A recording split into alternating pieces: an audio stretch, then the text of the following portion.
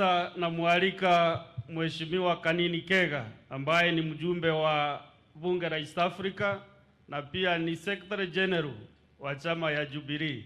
Karibu katibu mkuu wa chama.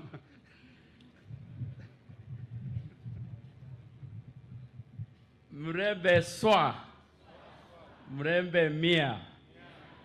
Bwana Yesu asifiwe.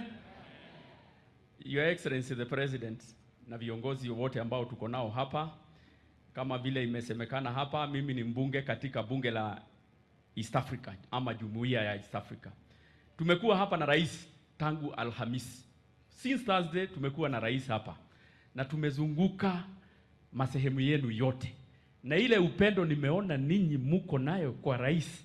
Sisi kule kwa mlima tulikuwa tunafikiria ati sisi ndio tunapenda rais peke yetu. Kumbe ninyi mumejua habari na mumeingia katika ndani. In fact, Your Excellency, I want to say without any fear of contradiction that the bragging rights ambazo tulikuwa nazo sasa nimeona sasa zimekuja hapa Bungoma, kwa sababu ile upendo nimeona mumeonyesha rais tangu Thursday and the areas ambazo tumezunguka. I want to assure you mko ndani ya serikali. Ya pili, ilisemekana hapa kitambo kwamba ninyi for the longest mumekuwa nje ya serikali. For the last 10 years mlikuwa nje ya serikali. Lakini sasa mko ndani ya serikali.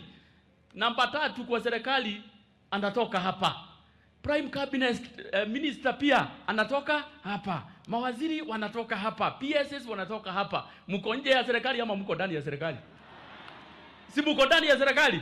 Na muwe mnajihisi mko ndani ya serikali. Ya mwisho, kwa sababu mimi ni mbunge wa East Africa, niseme kwamba marehemu the late president wa Tanzania John Pombe Magufuli alikuwa amekuja hapa Kenya, akasema Kenya mko sawa kabisa, mko kwa maendeleo, mko sawa, lakini mko na shida moja. Shida moja yenu ninyi wa Kenya ama sisi wa Kenya ni mambo ya ukabila. Akatuambia wakati mtaweka maneno ya ukabila kando, ninyi katika taifa letu la Kenya mtakuwa mmeendelea mbele. Kwa hivyo sisi tunataka kuwaambia na tuambie wale viongozi ambao labda siku moja ama nyingine wanatembea wakieneza maneno ya ukabila, tuambie Kenya ni moja, hatutaki maneno ya ukabila kwa sababu sisi wote ni wa Kenya. Asanteni sana na Mungu awabariki. Sasa naomba nimwalike Mheshimiwa Sabina Chege ambaye